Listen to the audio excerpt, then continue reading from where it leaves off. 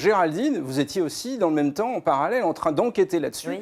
Et vous avez aussi la possibilité de publier d'autres informations dans votre journal, c'est bien Oui, ça? en effet, moi j'ai pu parler à deux éminents chercheurs qui ont dirigé en fait cette revue des travaux très complet qu'a faite l'EFSA, l'Autorité sanitaire européenne, en 2024. Donc celui qui dirigeait les travaux en santé humaine, un toxicologue, et celui qui dirigeait les travaux en écotoxicologie sur l'environnement. Et effectivement, enfin, ils sont assez clairs. La France avait demandé une révision. Alors elle a envoyé quelques études indépendantes. Il y a aussi l'ONG Pan-Europe, qui est une ONG anti-pesticides, qui avait envoyé des études, 7 je crois, et la Commission européenne, avec le reste, les a intégrées à tout le corpus qu'elle a révisé, et elle a trouvé des éléments d'intérêt sur lesquels on va revenir, mais globalement, moi, on m'a expliqué que la plupart de ces études, en fait, étaient de très mauvaise qualité.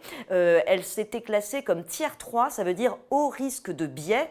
Elles manquaient d'évaluation détaillée sur l'exposition, il y avait des points finaux qui n'étaient pas du tout standards, des observations de toxicité dans certaines études suggéraient des tests inappropriés. Enfin, voilà, il y avait des méthodologies qui n'allaient pas dans le corpus d'études qu'a fourni la France. Mais la leçon qu'on peut en tirer, c'est que l'EFSA, Géraldine, vous l'avez constaté nous aussi dans notre enquête, l'EFSA travaille très bien, que les scientifiques européens, on ne peut pas mettre en cause, voilà, on ne peut pas mettre en cause leur indépendance et leur sérieux.